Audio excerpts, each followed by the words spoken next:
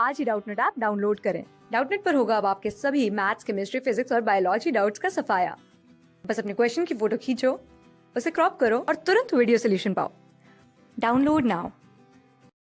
Hello everyone, हमारा question है according to Henry's law the partial pressure of a gas in vapour phase P is proportional to the mole fraction of gas X in the solution.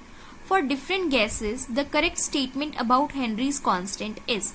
देखो, हमें इसमें एक Henry law के बारे में बता रखा है और हेनरी लॉ से ही रिलेटेड हमारे पास 4 स्टेटमेंट दे रखी है और हमें करेक्ट स्टेटमेंट पता लगानी है। तो सबसे पहले मैं आपको बता देती हूँ कि हेनरीज लॉ होता ही क्या है और हेनरीज लॉ क्या कहता है। बेटा, हेनरीज लॉ जो होता है वो हमें बताता है about the solubility of a gas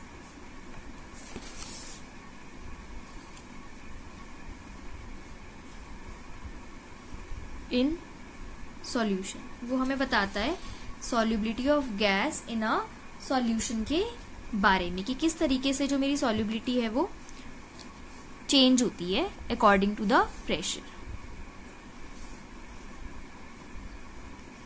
Henry ये कहता है कि सपोज अगर ये मेरे पास कोई एक बीकर है, जिस बीकर में मेरे पास कोई भी एक सॉल्यूशन है A और इसके अंदर मेरे कुछ गैसियस पार्टिकल्स हैं B, तो हेनरी कहता है कि B जो प्रेशर एक्सर्ट करेंगे, जितना ज्यादा वो प्रेशर एक्सर्ट करेंगे उतना ही ज्यादा उनकी सॉल्युबिलिटी इंक्रीज हो जाएगी।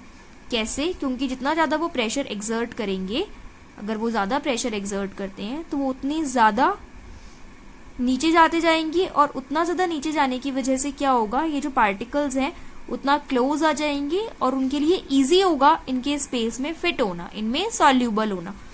तो हेनरी ने ये बात करी थी that pressure is directly proportional to the solubility.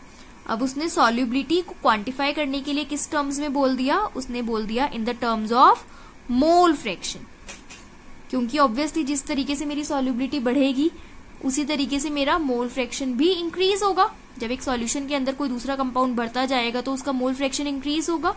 तो उसने बोल दिया that pressure is directly proportional to जाई मोल फ्रैक्शन। अब उसकी जगह इसने आ गया KH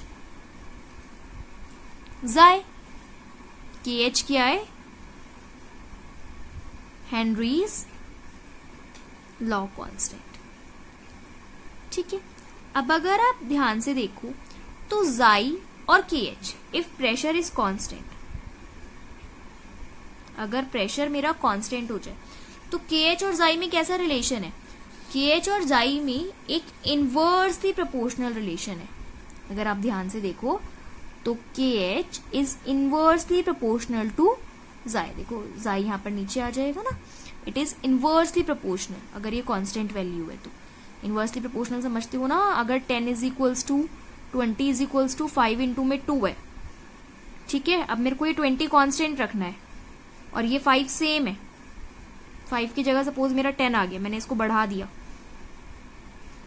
सॉरी, एक और एग्जांपल लेते हैं। सपोज 20 मेरा कांस्टेंट है, 20 को मैं लिख सकती हूँ 10 इंटू में 2 और 20 मुझे कांस्टेंट ही रखना है और यहां पर मैंने 5 कर दिया, यानी कि इसको कम कर दिया तो ये कितना हो जाएगा 4, यानी कि ये इंक्रीज कर गया। इसका मतलब ये दोनों क्या है? इनवर्सली प्रोपोर्शनल है। अगर मैंने एक को कम करा है तो दूसरा बढ़ गया। तो KH और जाई भी क्या है? इनवर्सली प्रोपोर्शनल है। अगर एक कम होगा जो तो मेरा दूसरा अमाउंट है वो मेरा इंक्रीज कर जाएगा। अब हम अपने ऑप्शंस देखते हैं। पहले में वो कह रहा है higher the value of KH at given pressure higher is the solubility, कि अगर गिवन प्रेशर मतलब कि कांस्टेंट प्रेशर पे अगर KH ज्यादा होगा तो सॉल्युबिलिटी भी ज्यादा होगी। ये स्टेटमेंट गलत है, हम लोगों ने अभी अभी देख लिया है।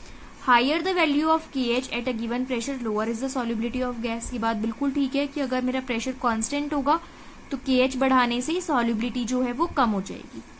थर्ड वो कह रहा है KH is not a function of nature of gas. नहीं, ये बात बिल्कुल गलत है। जो KH होता है वो हर गैस का अलग होता है, वो उसके नेचर पर ही डिपेंड करता है। और D है KH value for all the gases is same. नहीं, ये बात भी बिल्कुल गलत है। KH सब गैसेज के लिए अलग अलग होता है।